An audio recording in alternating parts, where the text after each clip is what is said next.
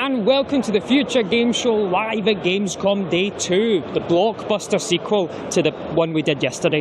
My name's Nathan Byrne and I'm joined by a man who needs no introduction. I would still like one anyway, though. Okay, it's Jules Gill. Thank you very much, and over the next few hours we'll be bringing you tons of brand new gaming trailers, updates to games that may or may not already be out, and diving deep into titles with developer interviews. Oh yes, but first up we've got the new project from Supermassive Games, who made a whole load of your spooky favourites like The Quarry and Until Dawn, a game so scary it made me go pee-pee in my big boy pants.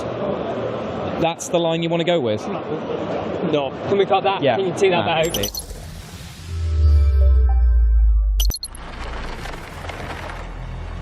I'm Will Doyle. I'm the creative director of Directive 8020. It is a sci-fi narrative horror. It's a branching horror game. If I was to summarize it in just a few words, it's kind of like John Carpenter's The Thing set in deep space. For the first time, we're giving players much more agency. So we're putting on-the-sticks gameplay, which brings us a lot closer to kind of survival horror in certain aspects of the game.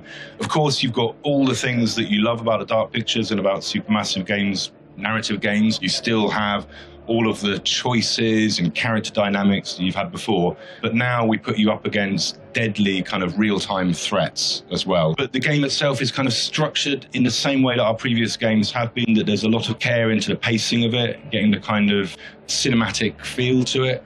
So it's not all the time running and hiding. These moments are quite clearly kind of signposted when they're coming. We've kind of completely rebuilt the way the game is controlled from the ground up. Your character can now move around on the left stick, strafing, crouching, running with full right stick camera control, much more like, other kind of best-in-class action-adventure games. And you'll be confronted with real-time threats, so monsters that can prowl around, they can hear you, they can see you, chase after you, ultimately kill you.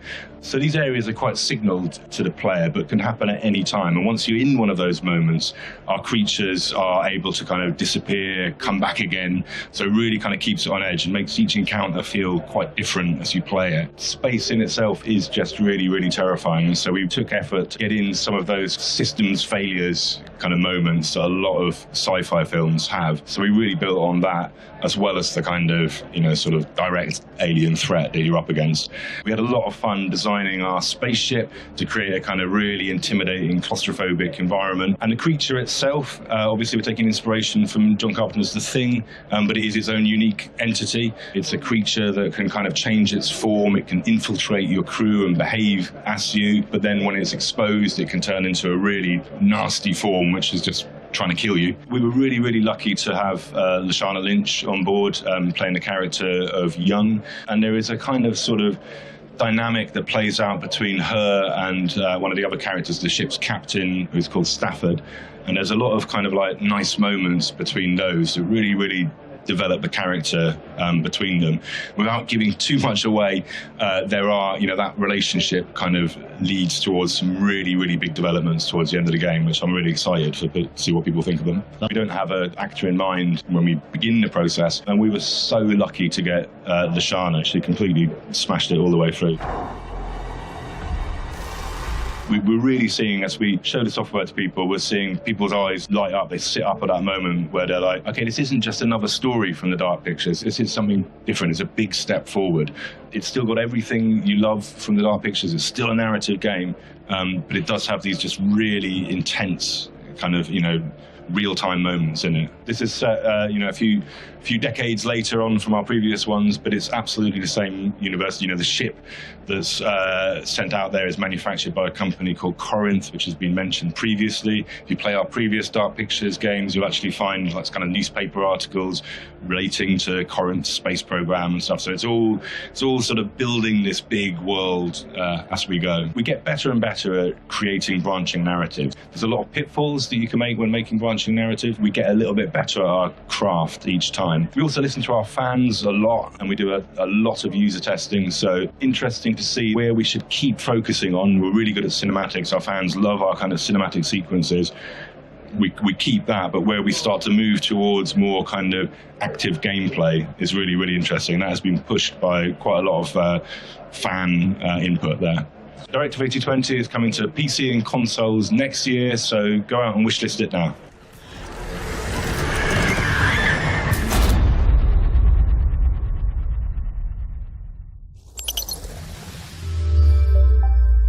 That was Directive 8020, the first instalment in the second season of the Dark Pictures anthology. Now next up, we're going to be taking a look at Void Souls, which is an abstract, minimalistic adventure game. And weirdly enough, you play as a heroic cursor. Here's hoping that the final boss is an Excel spreadsheet.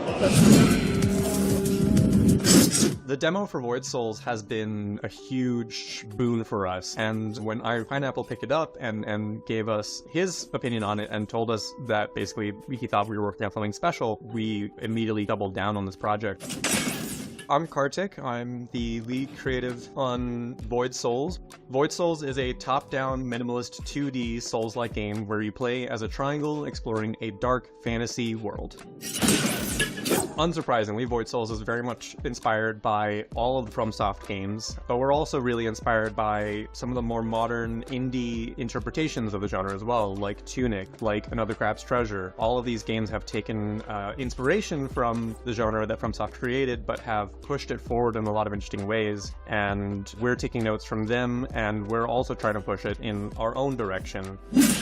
When a lot of players look at Void Souls, they have this inevitable knee-jerk reaction to be like, oh, that looks simple. It looks like it's going to be pretty easy to play. It's not going to really challenge me. It's not going to be very deep. But that couldn't be further from the truth. I mean, the game has quite a bit of combat depth. One of the key focuses of the gameplay and one of the key elements of depth of the gameplay is in build crafting. There's big, heavy, strength-based weapons, there's quick daggers that scale on dexterity, and then along with that you have secondaries like throwing daggers or great bows, and that's just like the skimming the surface. That's just what you start with. As you explore the game world and you get deeper into it, you find so much more wildly different pieces of equipment that dramatically change your playstyle to the point where you'll feel like you're almost playing an entirely different game depending on the build that you choose. There's a lot of stuff that's going to feel very familiar to Souls-like fans, and even more so, very specific ideas and mechanics we've taken homage in the form of one of your equipment slots is called an artifact that lets you modify your playstyle in some interesting ways. We actually have an artifact in the game that, when equipped, kind of turns the combat flow into the Bloodborne combat flow with the rally system, which is one of my favorite artifacts because I love Bloodborne, or you can choose a different artifact that makes it feel more like a different Souls-like game. So it's all just kind of like paying tribute and homage to all these different games and their ideas. There's definitely a lot of debate over difficulty in specifically Souls-likes. Our design stance on it basically is that we have a designed difficulty, and that is settings are set to default. If you don't touch any of the settings, what you experience is what we have playtested and what we feel like is a good difficulty.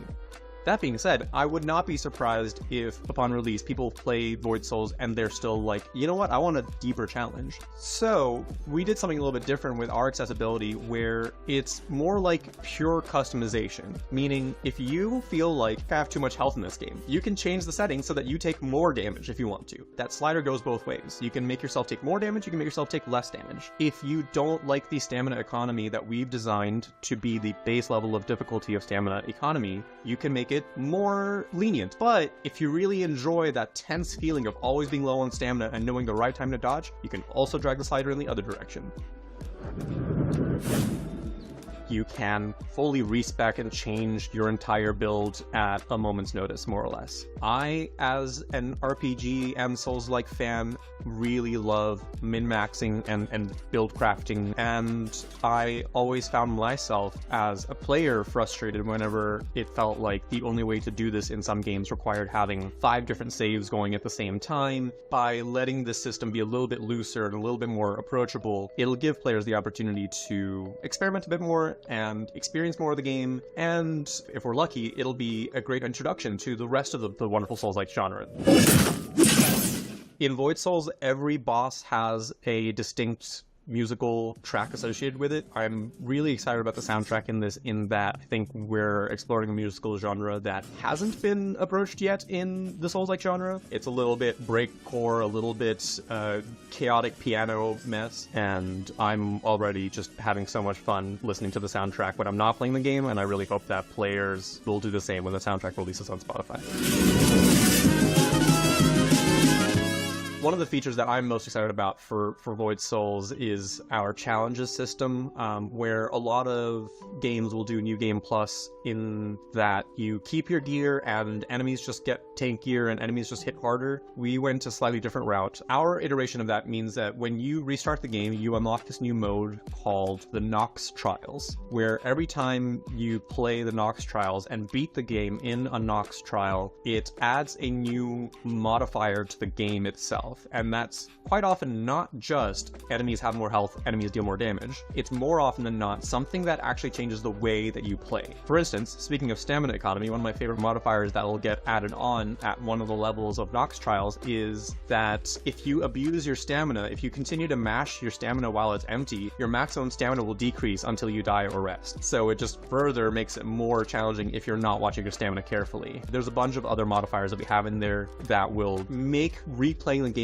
feel fresh and interesting and make you reconsider the kind of builds that really work. A really skilled Souls-like player will probably beat this game in 3 to 4 sittings, but if you're really experienced, then I'd really be curious to see how many Nox Trials you can get through and how long that takes you. So Void Souls has a free demo on Steam right now. I really hope people will check it out and give it a shot. It's got a decent amount of playtime in it for a demo, and we'd really love to hear what you think. And if you want to give us some feedback, please join the Discord. There's a link inside the game, and I'm pretty sure there's also a link on the Steam page. So please play it, talk to us, let us know what you think. We're eager to have the game in the players' hands. That was Void Souls, coming very soon to a mouse near you. But now, I love VR. The sooner the world ends and we can retreat into our headsets, the better. That's what I say. So I was very excited to be asked to come and test the Roto VR Explorer Chair, a brand new state-of-the-art device that lets me do my 2 favourite things: play VR and sit on my arse. I'm Elliot Myers, I'm the CEO of Roto VR. Roto solves the problems of being able to sit down, consume and engage with 360-degree content. If you play VR, this is the best way to experience it while seated. So it works with Meta Quest, and we've got a head tracker that clips onto your headset, and wherever you look, the chair automatically turns, and we have Rumble as well that adds haptic feedback. So the problem we solve is, how do you sit down and explore 360 degrees without getting motion sickness and it feeling natural, comfortable and immersive? So without Roto, you use the joysticks to move around, and that causes a problem because either with smooth locomotion you get motion sick because the inner ear and the eyes need to physically experience what you see, otherwise your brain assumes you've ingested some poison. So what developers do is they snap you 30 degrees every time to avoid that motion sickness. And so we teleport around these days. It's become industry standard, and that's not the natural immersive experience that we want. What Roto does is we do the turning for you. We've got a head tracker that clips onto your headset. Wherever you look, the chair automatically turns, and by physically rotating in the real world, that means you don't need to use the artificial controls of a joystick to move around to solve motion sickness. So with Roto, you can explore naturally, no discomfort, and it doesn't break up the immersion. When I say it took us years to make it into such a small package, it wasn't easy. But yeah, it comes in one box. It's really easy to assemble. There's like 7 basic steps. And once it's assembled, you can actually turn it into a regular swivel chair by you can disengage the motor, pull out one screw, you can take off the safety guards, and it becomes a regular swivel chair that goes up and down and everything else. We haven't told anyone this yet, so this is kind of exclusive. You can add wheels and joysticks, and all sorts of attachments will come in the future. I've got a long history in this industry, and I didn't set out to make a game chair. We set out to solve the problems of consuming and engaging with 360-degree VR content. So you can try it in Selfridges today. It's in London, it's in Rome, it's in Paris, it's in New York Times Square. There'll be lots of places to try it in the US very soon. Well, you can pre-order it today. Street date is October the 1st in Europe and the US, and we have retail partners such as GameStop, Argos, etc. So you can get it in the major retailers, but you can buy off our website now, and you will receive it on October the 1st. So the price is $799 and £799 for the UK. We know it looks like a funny spinning game chair, but it really does improve the experience. It really is immersive. We recommend it. Anyone who's got some doubts, please try it out. Who knows if Nathan's supple butt cheeks will ever leave that chair again. Now, if you were a fan of the video game Unravel, you might be interested to know more about Coldwood Interactive's new title, Hela, where you play as a witch's familiar.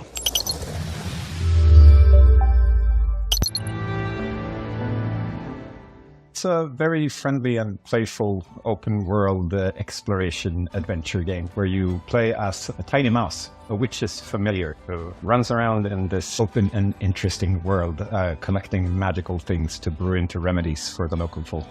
My name is Martin, I'm from Wind Up Games, and we're here to talk about Hela today. My name is Jacob, and I'm also from Wind Up Games. I'm a technical director here. We worked on another game series before, the Unravel games, so there's a lot of that DNA still in this thing. You can play it single player or co-op. Since we want it to be such a playful experience, it's really like you want people to play with, someone to witness all your shenanigans and mayhems. Of course we have a grapple hook, it's a game. It has to have a grapple hook. Yeah, a very special grapple hook. The mice have this little companion themselves. So they have a magic backpack in the shape of a frog, so the frog has its tongue. So you can use it as a grapple hook, but you can also use it to sort of make little bridges. I really like the sandboxy feeling of the game, and we have such robust systems for doing everything. We're working a lot with physics, so we have very stable online physics. Just experimenting and trying out new things is so fun. It's fun when you have something that starts out as a happy accident and then becomes a feature down the line, because like, yeah, that was really fun, let's make it even better. That's kind of like the vibe that we're trying to go for. So we have a lot of stuff in the game with animals, both interacting with animals and befriending animals, etc. It will be a very interesting place to just, as I mentioned before, play around with stuff and see what happens. And it's also like one of those cases where it's really cool to play as a tiny character, because even sort of the small animals become pretty impressive next to you. So if you meet like, you know, a dog is going to feel like a dinosaur to you. Hela is a 4-player co-op game with exploration and adventure in a beautiful Scandinavian environment where you play as little mice, being mischievous and having fun. It's coming for PC and consoles, and you can check out our Steam page and wishlist. A mouse with a grappling hook, what's not to love? Now, if you love Star Wars, Guardians of the Galaxy, or anything 80s inspired, then you're going to want to keep your eyes out for Beyond Galaxyland, a retro-futuristic title that's looking to do something very interesting when it comes to turn-based combat.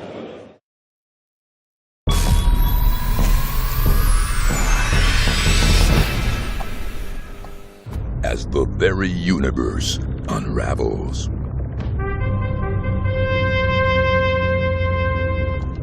and all life hangs in the balance, you better start believing in heroes. Guys? Stranded a billion light years from home. No idea if Earth still even exists. And a sentient gas cloud devouring the cosmos? You're not gonna save this universe alone. Skyrocket across the far reaches of the galaxy to assemble a ragtag crew of specialists that might just tip the balance.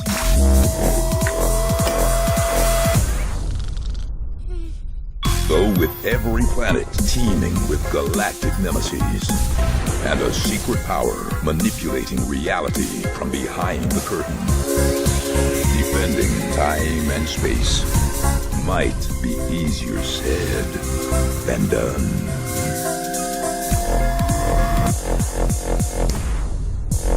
Beyond Galaxyland, plummeting to Earth on September 24th. Wishlist now. Guys? Now, you know what, my friends? Video game developers, they are absolute geniuses, let me tell you. And especially the minds over at Zorro Arts, who decided to take a look at the entire indie gaming space and said, you know what this needs? A bloody kart racer.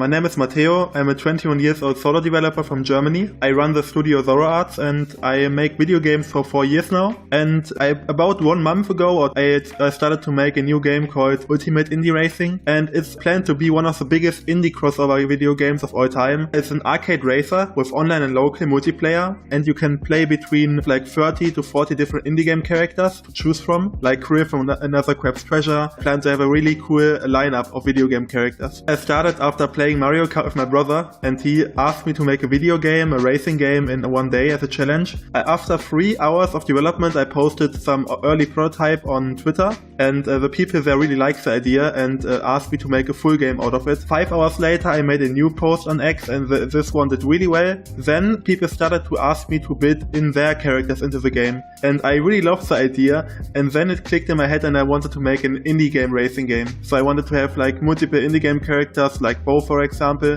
in the game as raceable characters, and the idea came like that.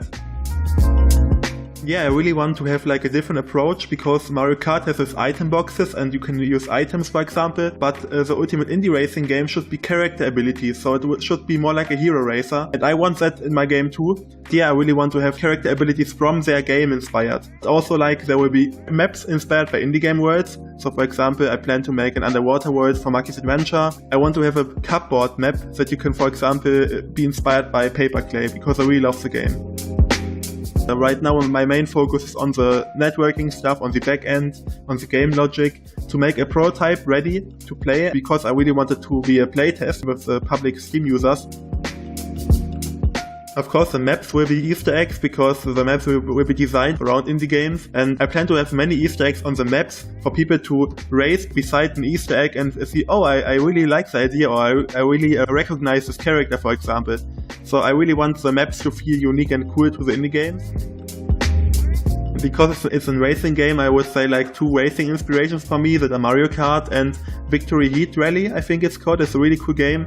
And I love the art style from this game. From the abilities, you could also say like a hero shooter, because you have ability, but that is a really wide comparison. I think Mario Kart and Victory Heat Rally would be 2 games that are my inspirations right now. For me, it was a big surprise because it was like a joke project. Like when I tweeted about Maki's Adventure, I expected the numbers, but Maki's Adventure didn't do that well. But when I posted the first post about the indie racing game, it blew my mind, to be honest, because like I just had this 3-hour prototype and it had like over 500 likes on the first few posts. And for example, also on the Steam page, I got like 400 wishlist on day 1, like in the first day. And like having so much people waiting for the game is so big for me and such a big honor for me. Yeah, it was so cool to see so many ideas and also get approached by big publishers where I play the game myself, and they suddenly followed me on Twitter and then they asked me to build in their characters, and the publishers that I love the game too and play the game, so it's a pretty big honor for me, and it's really cool to see as a developer. With the one tweet that took off really good was the Another Crab's Treasure reveal, because they also retweeted it and they also helped me a lot, and they're also a really cool developer. I really love them. Yeah, I already made a Discord server in the last days, and there are already some people on it, because I really want to get the ideas from the players, and Discord is a really good place to like gather and collect ideas. So if you want to bring your ideas, or if you want to follow the game, I think the best thing is to look at the Steam page of Ultimate Indie Racing, and then you can find all the links to keep up to date. Yeah, I'm right now at Gamescom showing off my roguelike video game called Rogue Jungle. It's a wide genre mix with dungeon crawling, deck building, and of course survivor-like elements such as Vampire Survivor. If you want to play a game like that, if you like Hades, dungeon crawling, and for example deck building like Slay the Spire, you can find me in floor 10.2 in the indie area.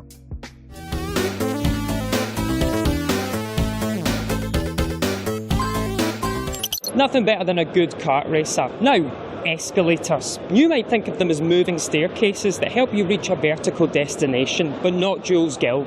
Oh no, he sees them as the perfect place to get developers to pitch him their games. Stairs. I bloody hate them.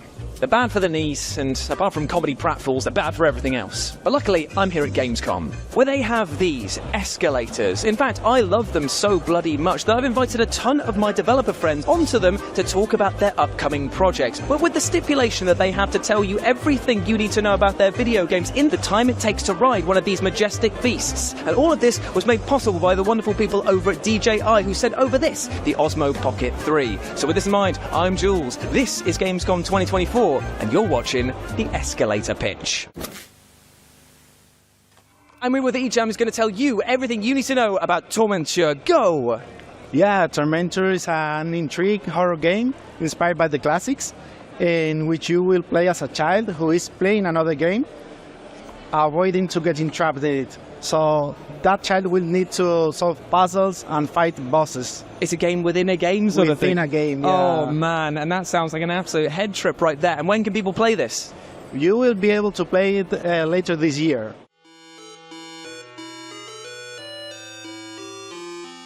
Hey guys, ready for game night? See you in 5. Hey! Let's play! I'm here with Mauricio, who's going to tell us everything we need to know about All On Board. Go! So All On Board is a VR platform that enables you to play board games in VR. Amazing. I'm a huge board game fan, so this sounds amazing. So what consoles is this going to be available for? It's going to be available for MetaQuest and Steam VR in Q1 2025. Oh, fantastic. So all your favorite board games in one place? Yeah, and you discover new ones too. Amazing. That's been Escalator Pitch.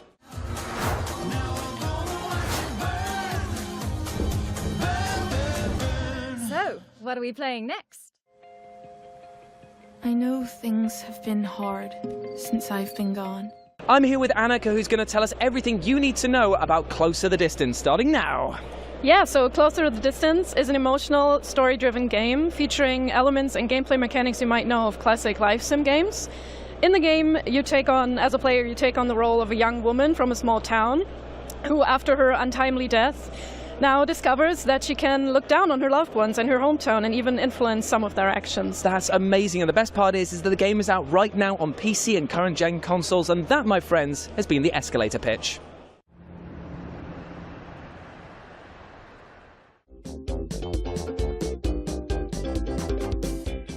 I'm here with Patrick, who's going to tell us everything you need to know about Ruffy in the Riverside. Go! Yeah, Ruffy in the Riverside coming for Steam and consoles in February next year. And it's an amazing art style, all hand-drawn. We were drawing for 7 years now. 7 years? Yeah, really. A lot of drawings, and you go through the world and you can change everything. Just copy and paste it. Grab it, throw it, there you go. He's not joking around, by the way. You can actually grab the environment and paste it anywhere you want. It's crazy. It's Ruffy in the Riverside, and that's been Escalator Pitch. Ruffy and the Riverside. Swapping to PC and Nintendo Switch this winter. Death, Lady of Men. I'm here with Sean, who's going to tell you everything you need to know about Deathbound, starting now. With no throat. It's a Souls-like, but it's not Elden Ring. Nope. Not Dark Souls. Nope. Party-based Souls-like. Yes. Not party-based like Fall Guys, but like a CRPG. 7 characters, 4 of them inside of one body, switching between whenever you want, including when you're in combat. You can go from hitting with a hammer to making a big magic spell. It's cool. Absolutely amazing. The best part is it's out right now, and it's on pretty much every single console. That's been Deathbound, and this has been the Escalator Pitch.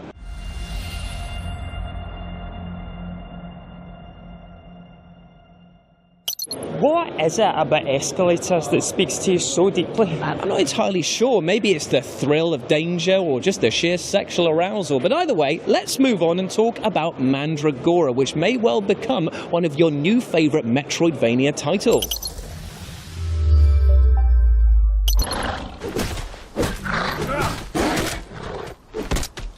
I'm Alex, Community Marketing Manager for Primal Game Studio, the team behind Mandragora. Mandragora is an RPG with lots of Metroidvania and Souls-like elements, and it's all played from a 2.5D side-scroller perspective. I'd say that it's very unique sort of blend of lots of different genres and lots of games that we love. So we have a lot of influence from games like The Witcher 3, lots of Metroidvania games, the Souls series. So we're just trying to put together everything we love about so many other amazing games and just try and turn it into a unique experience. I mean, it started off as just an idea with our 2 creative leads, and then more and more people joined the project as they saw, what it was becoming and how much potential it had. And now today the team is around 50 people, and we're all super, super excited to be able to, bring Mandragora to players and have everyone enjoy it. When I came on board, obviously I saw pictures, I saw videos and stuff like that, but actually having it in your hands and being able to play it is just such a mind-blowing experience. It's like, okay, this is even more than it appears, and it's just so cool. So the said giant wall behind me is Matron Layla, one of the bosses from our game, and it's really cool to see it here at the booth in Gamescom, and we're really excited for people to take photos and, give her some lunch as well and make sure she's well fed. Definitely a game where you really need to get to know your enemy. There's definitely a lot of skill involved, but it's also very rewarding as well when you finally manage to beat the boss and you can say you did it. There are 6 classes in the game, and each has a very sprawling talent tree, and as you level up and you get points, you can then purchase all the skills, and you can also sort of mix and match so that the trees are sort of interconnected. So we have the Vanguard, which is kind of like a very heavy hitter. We have Flame Weaver, where the skills are very sort of fire-based. We also have Wild Warden, which is more sort of nature-based, and Nightshade, which is kind of an assassin class. I mentioned Vindicator, which is sort of priest.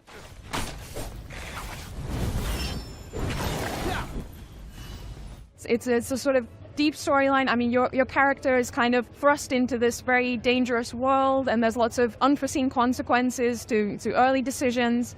And it's just you kind of figuring out the truth of this world and seeing what that means for you and everyone else in the world around you. We're really excited for people to be able to play Mandragora. We'll share more details on the exact release date as soon as we can. We're aiming for 2024, and we're really excited to be able to share more. We hope people wishlist the game on Steam and help support us. We've all dreamed about playing a game as a fox who gets to kick about with a raven. Have we? And thankfully, Infuse Studios made that a reality back in 2020 when they released Spirit of the North. And here they are dishing up a delightful sequel with Spirit of the North 2. Here's a closer look at the game. Spirit of the North 2. You play as a fox thrown into this world that's under a dark curse, and your journey starts and is guided by your raven companion, which leads you on a journey through this sort of isolated world that has fallen into ruin. And it's an emotional driven story, and you kind of find your place into it. And I don't want to spoil it too much, but it's a fairly epic adventure.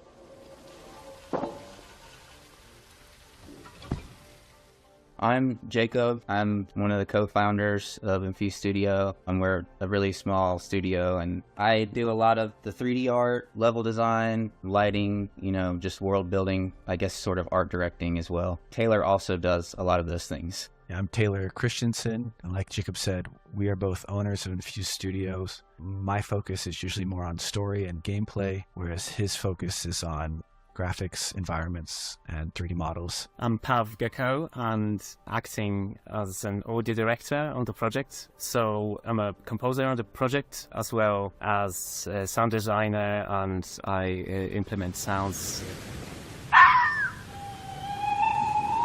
As far as what's unique about Spirit of the North 2, well, you play as a fox, which is fairly unique. There's not a lot of animal games that have hours and hours and hours of gameplay, so that alone is unique. But it's also in a genre that is fairly new and unique and unexplored, to where we're completely relying on the music and we're completely relying on the visuals to tell a story. And that's with, keeping as much UI off screen as possible. This one has a little more UI than the first game, just because we've introduced more mechanics, but we still try heavily not to have it on screen, and no narrative. There's no waypoints like floating on around the UI to tell you where to go. It's a thought-provoking adventure guided by music.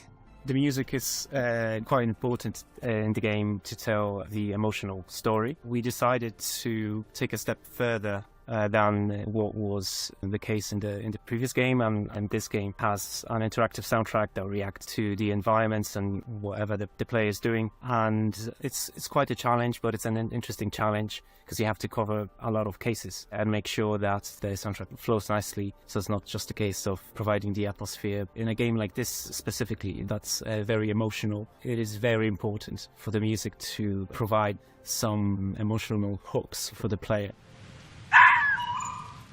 The raven's name is Thought, and she joins you on the adventure at the very beginning. She is your guide primarily, introducing to you some of what you should be doing and where you should be going. But she's also a companion through your journey, and the character's destiny and her destiny are intertwined in a way that, working together, you meet your end objective. It is an open world, and the jump targets aren't hand-placed. It is procedural, so it is finding targets that you can jump to as you move around the world. That means that you could probably find places and explore paths that we didn't intentionally set for you as devs. So that opens up a whole thing of testing and perfecting. And like Jacob said, this is something that has been working on for 3 years now, and multiple versions of this jump target system. And then in addition to that, you're not constrained to the target system. So if you are sprinting, the targets don't appear. So you can sort of go in between sort of these long sort of fast jumps where you're sprinting, and then you can turn to these more controlled jumps where you're sort of traversing over,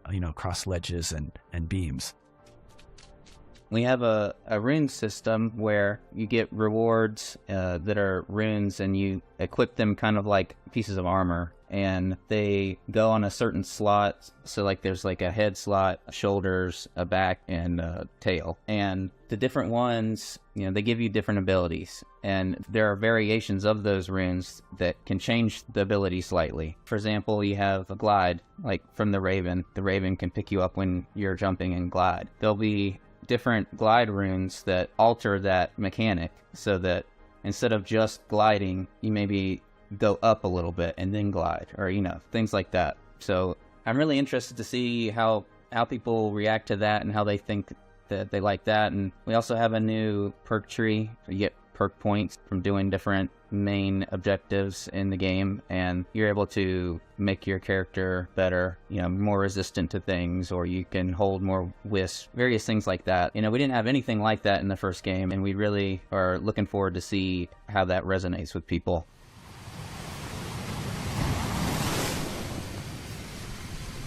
Spirit of the North 2 is coming at the end of this year, 2024, to Xbox Series S and X, PlayStation 5, and Steam, and Epic Games Store. But I would like to just say thank you to our fans. We are incredibly grateful that we are able to do what we love to do, which is make games. And it is because of the success of the first game that we've been able to, in large part, have a good relationship with the publisher and have the funds to fund this game. And we hope that this next game is what all the fans have been wanting. We've been listening and we've been implementing, and this second game, it's a gift to those players and a gift to all the new players. We hope they love it.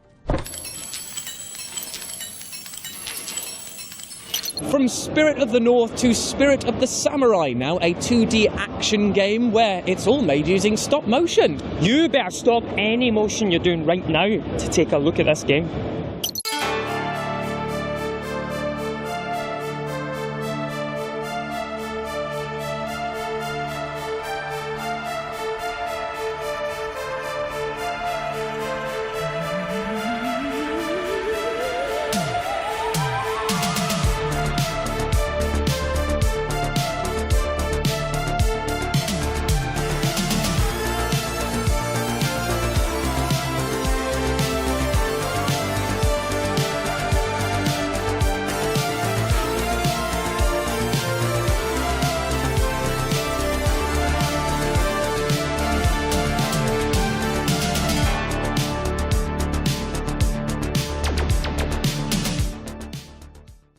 Spirit of the Samurai there, and it will be on consoles, in your hands, and maybe even on your heads later this year. What is this? I thought sport was illegal at Gamescom. Police! Someone, get these guys arrested. Anyway, next up we've got something very special. It's a surprise sequel to indie favourite Wilmot's Warehouse. This is Wilm Works It Out. Take a look.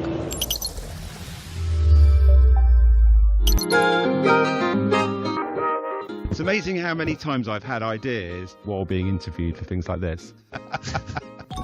Wilmot Works It Out is a chill puzzle game where you play as a little fella called Wilmot who likes to unwind from his job by putting together puzzles at home. So they get delivered and you unpack these deliveries with a load of bits in them and you fit them together and you're making a bunch of beautiful pictures which you then hang up on your wall. And then over time you get access to more rooms in Wilmot's house and you get to decorate them and hang the pictures up. And it's the next game in the Wilmot's Warehouse franchise. I'm Ricky Haggart. I'm a game designer. I'm the creative director of Hollow Ponds. I'm Richard Hogg. I'm a game designer and I'm a visual artist, and we're here today to talk about Wilm Works It Out.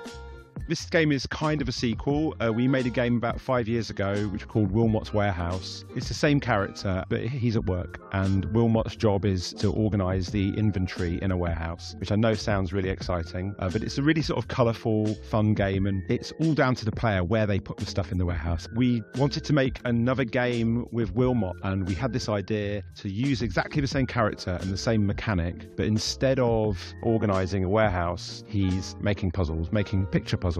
Another part of the Wilmot cinematic universe is that there's now a board game. Working with CMYK and Shut Up and Sit Down, we announced this. Available for order now. It's a co-op memory game which has a lot of overlapping art with Wilmot's Warehouse. Sometimes Ricky sends me a parcel that's just a jigsaw where he's taken it out of the box, and I get the delight of making a jigsaw puzzle but without knowing what the picture's going to be until it's finished. It's definitely more relaxing. You're not wasting time looking at this image on the box constantly. Anyway, yeah, that's definitely an inspiration for this game, is that sense of like revealing a thing and going, that's what it is, as you make a puzzle. Yeah, there are lots of people who love Wilmot's Warehouse and who sort of talk about how like relaxing and like how like important like way to chill out it was for them when they played it. So we were keen to make another game, but we didn't want to make just a direct sequel. The game was relatively successful, so the opportunity to make another one was kind of there. In this game, you're doing puzzles, right? And they're pictures. But a thing that starts to happen relatively quickly is that you start getting leftover pieces after completing a puzzle. Like the box that had the pieces in it had some extra bits, and those extra bits maybe looked quite a lot suspiciously like one of the pictures that you were making, but they don't fit quite, and that's because they're for another jigsaw puzzle. So there's lots of like aha moments of like, I thought this was this, but actually it turns out it's this completely different thing from this other jigsaw that's like big added to over time. It's quite sneaky. It's such a nice feeling. That is actually something you never get with like real jigsaws, and I think there is a sense in which an aha moment is something that's unique to games, in the sense that it's like working a thing out, solving a thing, and it's part of what's fun about making games, is having things that are like hidden things or secret things. Interestingly, the previous game, Wilmot's Warehouse, has what I like to call emergent puzzles, in the sense that most of the things that make that game difficult are the player themselves making a mess, whereas this game is much more authored, because I'm drawing these pictures, and as I'm drawing them I'm going, if I make the snowflakes in this one look like the stars in this one, then when these get delivered people won't know the difference, and then that'll be fun when they figure that out.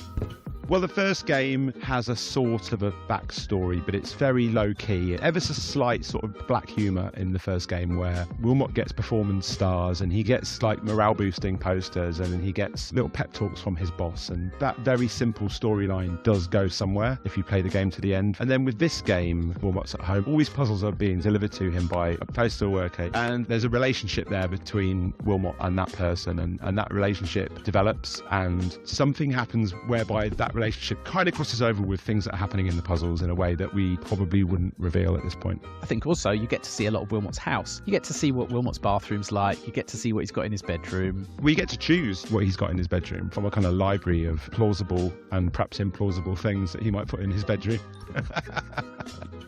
People who've never played either, when Wilmot Works It Out comes out, they should play them both together, and they should alternate. Yeah, that's so brilliant. Wilmot's at work for a day, and then he's at home, and then he's at work. That would be really good. Yeah. We should even make we should make like a special, like a launcher that does that for you. Yeah. That's a great idea. Some of the puzzles are like homages to things. I've only made one so far that's a homage to another game, and I hope that the people that made that game see that, because it'll hopefully make them laugh. I guess that's an Easter egg, and there's a couple of other things a little bit like that. Yeah, two games I think are broadly in this sort of category of relaxing, arranging things. There's Unpacking and A Little to the Left. They're not the same mechanically at all, but I think that they occupy the same sort of headspace. Wishlist on Steam, find us at Gamescom and hopefully play the demo, and check out the previous game, Wilmot's Warehouse, if you haven't already seen that, and pre-order the board game as well, if you can. Can you now just do all that again, Dick, but properly? How would you like to play a game that's like a perfect cross between Pokemon and Uber Eats? Well, this is Gladiators, a game in which you play as the world's best combat chef, cooking up a whole load of food monsters to compete in turn-based battles.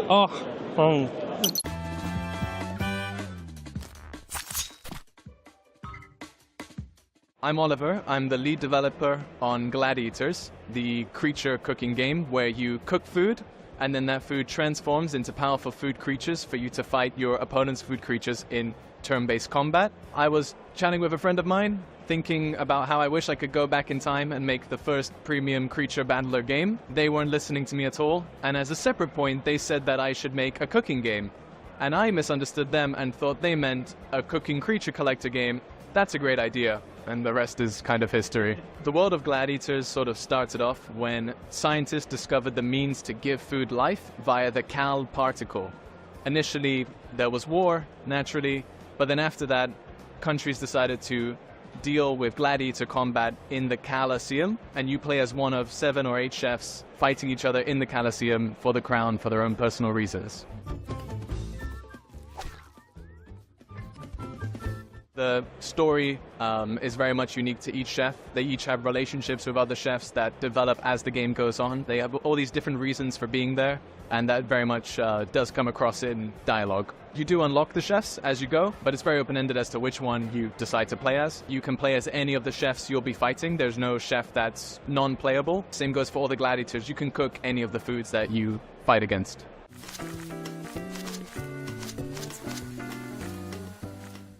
One of the most unique things about Gladiators is the fact that you're cooking your creatures. The fact that you are sort of trying your skill at all these various bite-sized cooking minigames and trying to get better at them, and then supplementing that with commanding your gladiators in combat.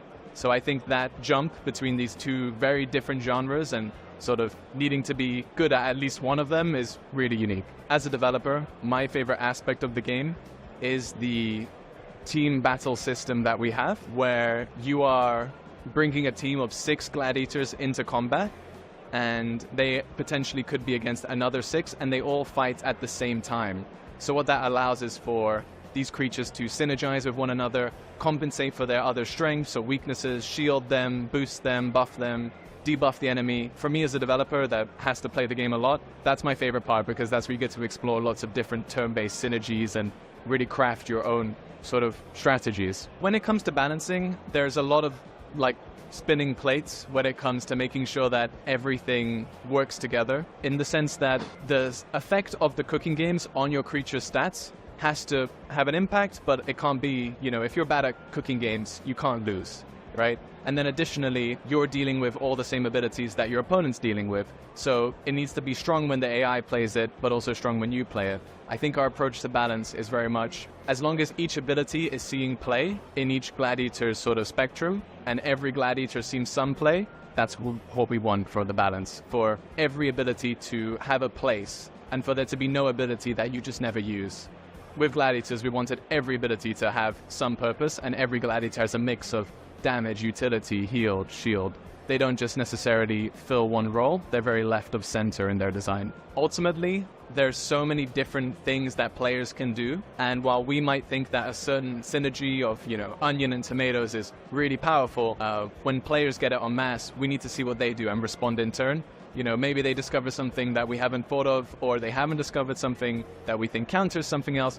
You really just need to be responsive and patching and balancing as frequently as you can, and just taking it from there. I think that's the only real way. That you can't anticipate everything, so the only real way of balancing is to be fluid with it. We've got a Discord right now where people can join and leave their feedback on the game and the various balanced or unbalanced things they see. I'm really excited for players to find their favorite gladiator or unique synergy between a few gladiators. That's going to be a really special moment, as well as a lot of the story beats that happen that fundamentally change the game, the genre, how it's played.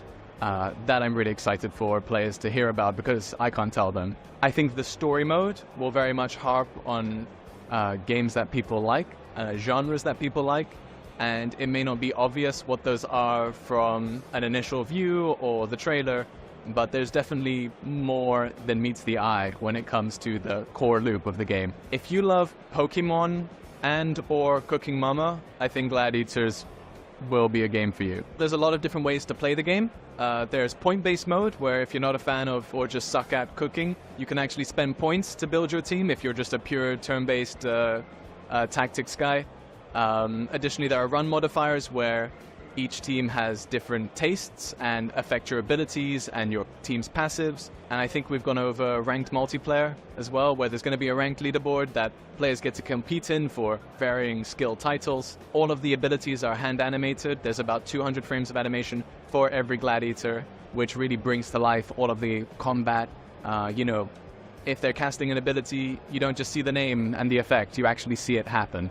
So that's something I'm really proud of. Gladiators is coming to Steam in 2025.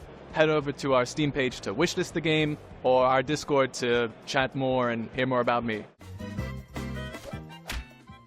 And you'll be able to scoff down as much as you want of Gladiators in 2025 when the game launches. Now, if there's one thing that's better than a bullet hell game, it's a bullet hell game that you can play with friends. And that is exactly the case that you'll find in Wardensville, a game that you can play solo or with your mates online. Or, in the case of Nathan, painfully and desperately alone. What?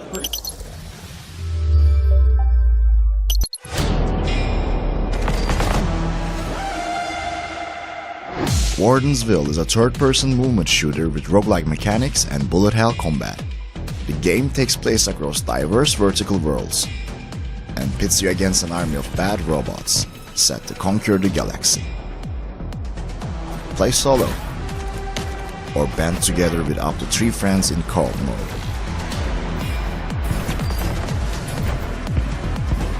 Each round is a unique experience, pushing your reflexes and strategy to the limit as you face increasingly difficult enemies and special bosses. Choose a warden. Master your movement skills.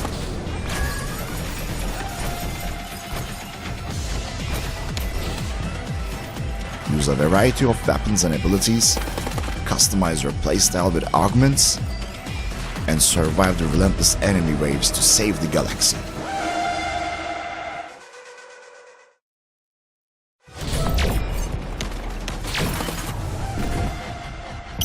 Grasshopper Manufacture took us all by surprise earlier this year when they announced a remaster of Shadows of the Damned, the 2011 cult classic written by Suda51 and produced by Shinji Mikami. It was a collaboration between two of gaming's legends. I was lucky enough to have a sit down and chat with them about this project, and I only asked about Killer 7 once, which I think showed great restraint. When will we see a Killer 7 sequel? 作りたいよね、あれはね。そうですね。カプコンが権利を。We'd be happy if Capcom would allow us to do it. We don't know how it's going to turn out or anything, but next time, sometime in the future, I'm thinking of going down to Osaka with Mikami and talking to Capcom and seeing what's up. So for anyone who hasn't heard of Shadows of the Damned, how would you describe it to new players who didn't play the original? Originally, it came out in 2011, and unfortunately at the time, EA didn't do a whole lot to promote the game for us. So there were a lot of people that weren't aware of it when it came out, probably a lot of people that still aren't really aware of it to this day.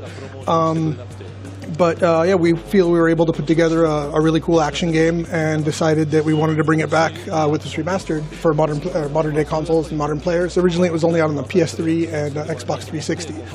But to explain the game really simply, it's basically sort of like a road trip movie through hell. And for folk who have played Shadows of the Damned, why should they come back to it? The main character has some new costumes. It's not just like a change of clothes. It's some really crazy ass stuff, like it's got holes in them and just a completely different look than it was before. And I think that's something that old players would probably find pretty cool also. There's a new game plus mode as well. And these are both things that we wanted to implement the first time around, but weren't able to. So we're finally able to get those into the game, and we're really excited about that. Also, on top of that, it's got there's a few other things I'd like to emphasize as well. For one thing, it's 4K compatible. Also, it's on pretty much all platforms. It's going to be on PS4, PS5, Xbox Series X, Series S, Xbox One, Steam, and Nintendo Switch. So pretty much anyone can play the game, and we're really looking forward to seeing what younger players think of the game. But for those of you out there who have small children at home, there's some pretty messed up shit in the game. So you probably want to wait until maybe after you put your kids to bed to play the game, because it's not really the kind of thing you want to play in front of children. You've both worked in video game development since the 1990s. What is better and worse about creating games now versus then? What's gotten better is definitely we've got much more freedom of expression now. What's gotten worse is that game development takes a lot longer and it's much more of a pain in the ass. Everything costs a lot more money these days. We've got a lot more freedom of expression now. These days, since there's a lot more that you're able to do, it takes a lot more time to explain to all the different staff, okay, this is what we want to do, this is how we want to do it. So because of that, it takes a lot longer, and again, it costs a lot more than it used to. If you could go back in time to give your younger self a piece of advice at the start of your career, what would it be? I'd probably tell myself to focus a bit more on creating the games that you actually want to create them, how you want to create them. It's a bit of a hard question, but I'd tell him that there are going to be a few people along the way who are going to come along and try to rip you off or try to kind of screw you over. So watch out for those people and be a little more careful. If you were to recommend one of the games that you've made to someone who has never played a video game before, which game would you pick and why? Aladdin for the Super Nintendo, Super Famicom. Fire Pro Wrestling. Could I ask Shinji what his favourite Suda game is and Suda what his favourite Shinji game is? I'd say either Killer 7 or The Silver Case. So it says, I love Resident Evil 4, but I'd have to say God Hand, definitely God Hand. And Mikami says, sometime in the future, let's go together and try to get the rights for God Hand, because I'm pretty sure they'd be pretty cheap. What do you think has been the most exciting game of the last 10 years that isn't a game of your own? Red Dead Redemption 2. I was just really impressed by the way they created the game and the way they showed kind of the end of Western expansion and the whole the gangs and how they kind of like fell off and everything. And they really went full on like every little detail. Like they didn't really half-ass anything. They did even like the really small fine details just perfectly, and just it's really impressive how they did that. もう10年経っちゃったかな。僕やっぱホットラインマイアミかな。It was just super impressive and in a good way kind of shocking, and the way the gameplay cycle goes and everything, even to this day, it's still super fun. I'm still a huge fan of it. Do you ever return to your own games to play them for fun, or does it feel too much like work? Once the game's released, I never touch it again. Me too. What is your comfort video game to help wind down? Race games, because you can really kind of get immersed in it. When I've had a really stressful day and play a racing game, I can just kind of race around like at super high speeds, and all the shit that's been bothering me just kind of goes. And as for what kind of games, generally F1 games on PlayStation and consoles in general. Yeah, it's become pretty much a daily tradition, a daily custom for me now. So Marvel Snap. But when I end up getting my ass kicked and like losing 8 cubes all at once, then that just kind of makes the day even worse. You weren't making video games. What would your job be instead? I don't know exactly what genre it would be or exactly what I'd be making, but probably creating things, creating something. I'm really not sure, but I feel like if I hadn't joined the game industry, I probably would have gone back to my hometown in the boonies and would probably be working like at some factory or something right now. And instead of creating games, I'd probably, I'd go to work, come home, and then spend the rest of my time playing video games. I'd be more on the gamer side of things instead. And probably constantly waiting for Mikami's newest game to come out. Like, when's the new game coming out? When's the new game coming out, Just 3 gaming legends discussing the form. 3? Are you including yourself in that? Did you beat Duke Nukem Forever? No. No, I didn't. Anyway, next up, we're going to be talking about an amazing action platformer with a fantastic hand-drawn animation style. It is The Eternal Life of Goldman. Imagine being able to make something that beautiful with your hands. Alas, it will never happen for me. I have what is known in my family as a stupid hand. Hey, don't say that. Remember that time you strangled that guy for me? That was great. Oh, that's really sweet of you. Wait, hold on. Is he still filming? I'm going to get him.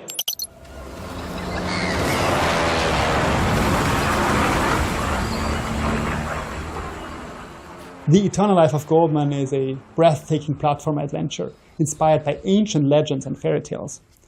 It will take you back to this era of classic 16-bit platformers done in classic frame-by-frame animation, all done by hand. Hi, I'm Andreas Schmiedecker. I'm the producer of the game The Eternal Life of Goldman for THQ Nordic, and the game is being developed by Weepy Studio. The main inspiration for The Eternal Life of Goldman are these platformers of the 16-bit era. So your Donkey Kong Country, your Mega Man X, your Super Castlevania. And we hope the game will take you back to that era, or, will make you experience that for the first time. And it is really, this kind of side-scrolling adventure, but with the accessibility and the quality of life features of a modern game. So many people ask about the art style and the inspiration behind the art style of The Eternal Life of Goldman. It is mostly classic animated movies and French-Belgian comics, mostly Hergé and the Linclair art style. So to create that art is really a very difficult and complicated process because everything is done by hand. And it's really, there's no other way of doing it in that level of detail. So it can take a lot of time, it can take up to months or even up to a year for a biome to be finished. It is really intense and difficult, but we feel it's worth the effort in the end.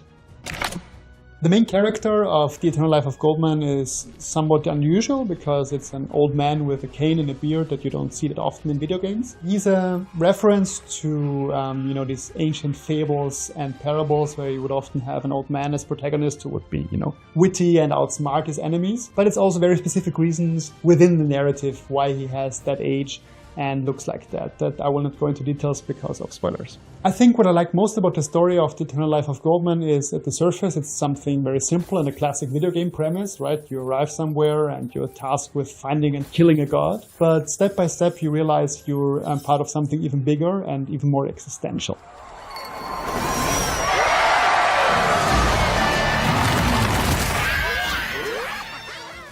So I would say mechanically the most interesting part of the game is the cane and what you can do with it. Because, you can jump around like on a pogo stick, but you will find new parts for it and it will give you new abilities. And, it's just fun to play around with those and combine them in situations and solve them like a little puzzle.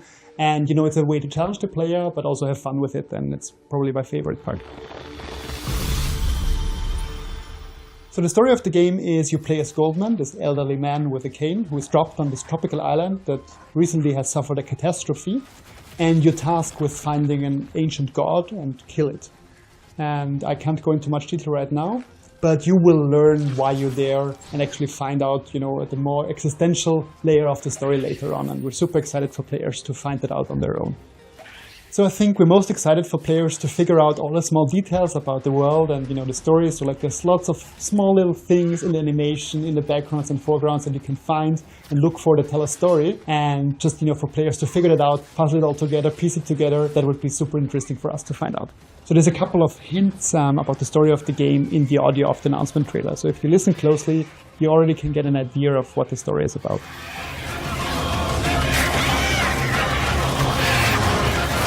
So if people ask why they should play the game, I would say, if it speaks to you, if you like the way it looks, if you like the art, you should definitely check it out. And I also think it is quite accessible. So there's not super difficult or obscure mechanics. It's challenging, but it's, easy to understand gameplay. And we feel this is why it's cool for a wider audience that just, like the way it looks and want to play it. I would say the biggest success for The Eternal Life of Goldman would be to actually recreate that feeling of these classic platformers, hand-drawn 16-bit era, but also make it accessible for the first time for younger players like myself who actually were too young back then to play them, to really, feel that special era of gaming. The Eternal Life of Goldman will release on Nintendo Switch, PlayStation 5, Xbox Series and PC. And the release date is yet to be determined.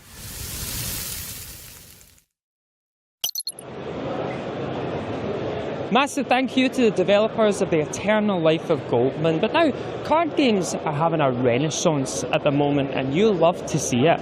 The old boys like Solitaire are shaking in their boots thanks to Crown Gambit, a brand new card battler for you to add to your list of favourite card games. And I tell you what, you play your cards right, and we might just have a trailer for you.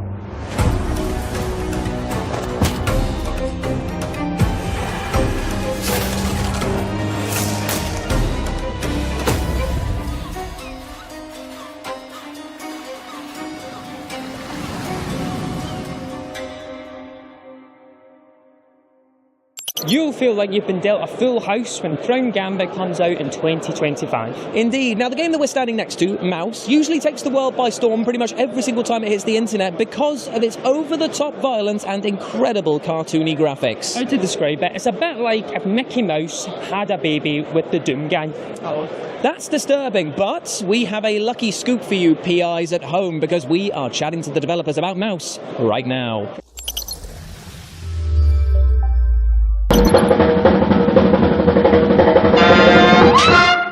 Mouse, it's like Doom and Cuphead had a baby. It's a great hook, and we love it, and we use it as much as we can. I'm Mateusz Michalak, I'm CEO of Fumi Games, and I'm one of the original creators of Mouse. Hello, my name is Maciej Krzemień, but most people refer to me as Magic, and I'm the lead producer of Project Mouse, which I'm really proud of.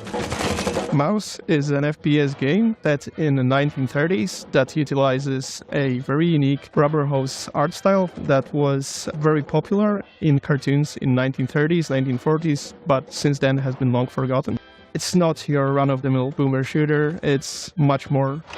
The story itself is set in 1930s America, and even though it's cartoonish in its style, it's also pretty gritty, and it touches on some difficult topics, such as economic crisis and rising up from it, some far-right politics that were ever-growing back then, and some other difficult subjects. So while it's cartoonish in its form, we're not shying away from some really difficult stuff. Our protagonist, named Jack, he's a World War I veteran who became a private investigator in civilian life. And as always, in a noir story like this, it started with a seemingly simple case and a mysterious woman. And of course, on top of all the serious stuff that I mentioned, there is always place for some cartoonish, wacky humor. Yeah, we thought that world in the 1930s was quite similar to what we have right now from the political point of view and other things. So we thought it would be great to connect this time with our times. We also always felt that even, with touching on some difficult subjects such as far-right politics, for example, if you want to criticize them, you can do it directly, of course, but it's also a good way to criticize them with humor, similar to what Charlie Chaplin did with his movie The Dictator. He basically laughed at fascism, and that's what we are aiming at as well. We want to criticize it by making fun out of it. I cannot reveal how many, obviously, but yes, you can expect more than one ending. Like I said, it's not your run-of-the-mill boomer shooter. It has some other elements, and one of the elements that will be crucial to the gameplay itself and how the story unfolds will be gathering the clues. There will be some clues that the player can gather, and some will be required to progress, but others, they can be omitted. And only if you gather all the evidence, if you connect all the dots, then you will unfold the entire story. We are inspired by games like Doom, a Metroid Prime trilogy, Bioshock, Warhammer 40k Boltgun, and obviously also Cuphead when it comes to the art styles. You can keep an eye out for a ton of references and Easter eggs. We want to make some wink-winks towards people who know that stuff almost 100 years ago, but we're also putting a lot of Easter eggs referring to other games, because obviously, when you take so much inspiration from other video games, you have to pay an homage.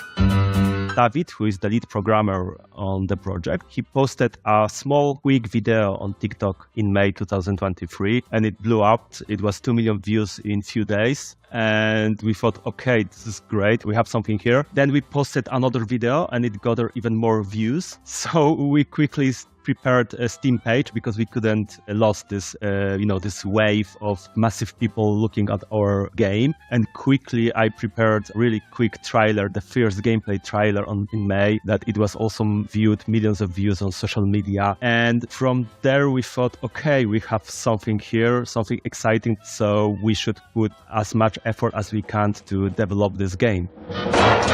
Being so popular on social media, it's a bit scary sometimes because, having so many people interested in the project means that we have to deliver a good product, a good game, because otherwise we can lose that interest in an instant if the game is subpar somehow. So it's a lot of pressure. It's sometimes a bit scary and the entire team feels that, but we always think of it as a great opportunity because most of us have worked before on some smaller games, some indie games. So, working on something like that puts a huge responsibility on all of us, but we're happy to accept it. Every single day, we discuss on how to improve the game and how to make it better. At the same time, exciting, but also a bit scary, just a bit.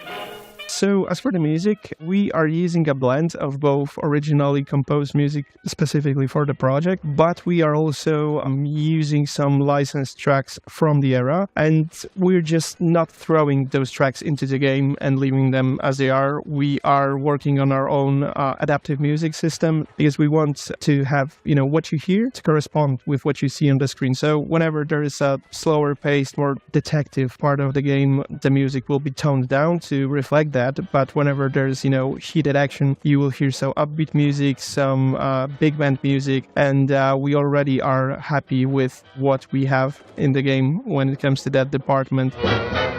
Mouse is coming in 2025, so please follow us on social media, wishlist our game. We're doing our best to give you something really unique just next year.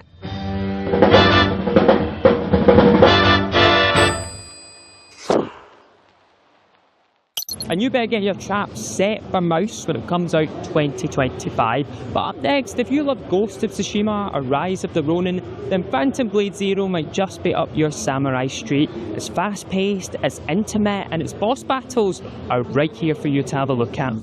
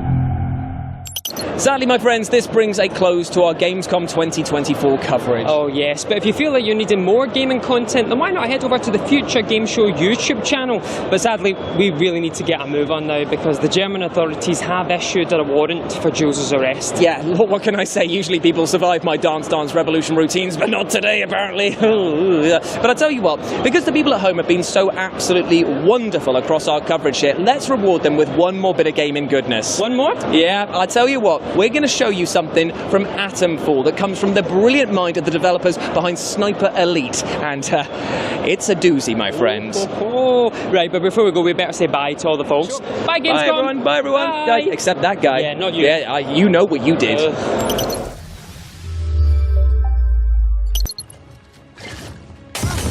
Atomfall is a survival action game set in 1950s Yorkshire, where the player wakes up inside a quarantine zone surrounding the Wardensville plant, and they have to uncover why they're there and what has caused this quarantine and how to survive the mysteries that they find there.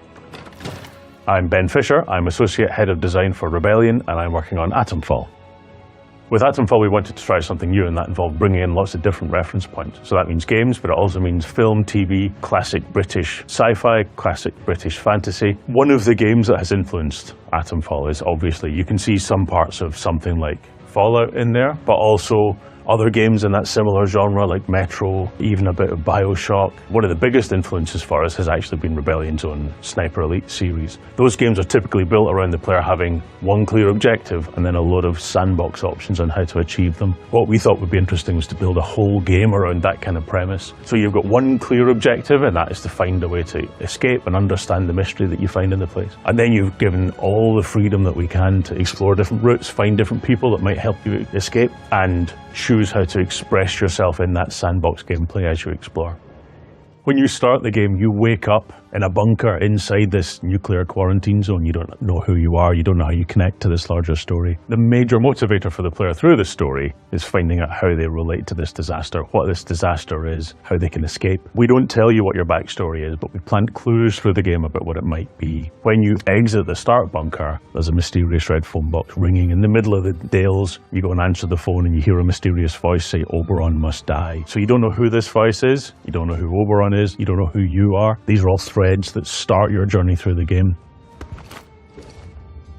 One of the cool mechanics in the game that really emerged by itself over the course of development was not having a main quest that you might typically have in another game, because that feels like you're being driven by other people's desires. Instead, we wanted to give you the feeling of being an investigator, uncovering a mystery, uncovering your relationship to it and how it relates to the characters that you find across the game world, piecing together those clues into one giant jigsaw, essentially. What we've gone for in this game is a dense, concentrated sandbox experience. You can explore through several sandbox maps that are interconnected. You can travel back and forth whenever you want to. There are characters that say that they will help you escape the game world, but it's up to you whether you trust them or not. We never pass judgment, and we never tell you which is the main quest or the main thread. This is all a kind of investigation for you to uncover your story and how you relate to it over the course of the game.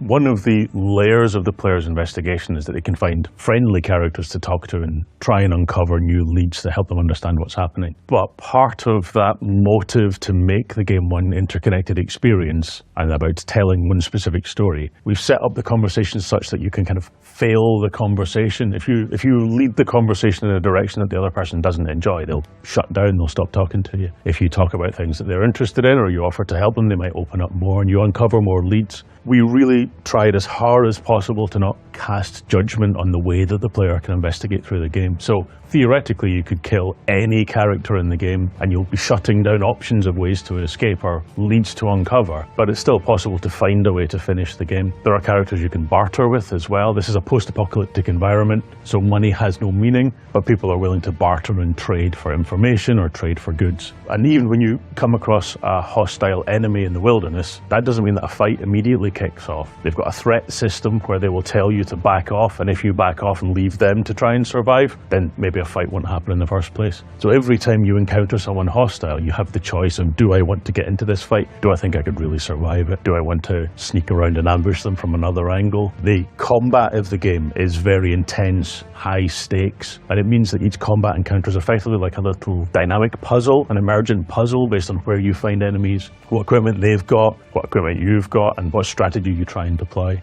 Really, we want to make sure that the player has lots of room for personal expression and a sense of driving their investigations forward. And if they get into trouble, they should feel like they got themselves into trouble and that they could try and find a different route through the game. We wanted the combat in this game to feel very kind of brutal, high stakes, kill or be killed survival. So the combat system blends melee combat options with ranged combat, so you can find melee weapons and throw them, you can kick enemies, you can smack them with a heavy strike or jab at them with lighter strikes, and we want you to mix up these options. Ammo is very spare as well in the game, there's not much of it around, so you've got to choose every shot carefully. You'll die in a couple of hits, but so will the enemies, so it's all very high intensity, high stakes. So that kind of high-intensity survival is the philosophy we had in mind when building the game. But we want to make sure as many players as possible can enjoy the play experience. So we've approached difficulty in a slightly different way, and we approach it instead as different play styles. So the game has a survival element, it has a combat element, and it has an investigation element. And we give the player the options at the start of the game to fine-tune any of those channels of gameplay to have the play experience that they prefer. We've added lots of accessibility options as well to make sure the game is playable by as many people as possible. Best keep alert. The combat in Atomfall is brutal, and you will probably die a lot. But we give the player lots of tools to help them survive, to give them the sense of scavenging and trying to survive in a post-apocalyptic environment. There's a crafting system to allow them to craft healing materials or weaponry like Molotov cocktails. When the game starts, the combat's not as intense as later on in the game. So we give you the materials to craft consumables and throwable weapons to help yourself survive, and you will unlock skills over the course of time that allow you to craft faster, allow you to heal faster, let you stun enemies for longer when you kick them, allow your thrown axe to stick in an enemy when you've thrown your melee weapon at them. So the threat increases, but your skills increase at the same kind of rate over time. So Atomfall's a dense, interconnected sandbox of a game, and we've seen some typical run-throughs of the game being 20 to 30 hours, that kind of ballpark. But it's worth bearing in mind that the main threads of the game, the main escape routes, take you through drastically different play styles, and that the game is sort of deeply built for replay. So the public will be getting their first hands-on experience with Atomfall at Gamescom. Given that the game is a sandbox, we've set a 20-minute timer and we just let people run amok and see how they play. What I've seen so far is that people can play in drastically different ways and get a very, very different play experience. So it's going to be great fun to watch how people tackle the game and how far they get before they die. So it feels to the team that Atomfall has really found a kind of unique blend of lots of reference points and influences. So if you like immersive sim games like Fallout or BioShock or Sniper Elite, it feels like we've got a nice unique blend of the kind of mechanics of those sorts of games. And then in our case, it comes with that unique classic British sci-fi storytelling wrapper.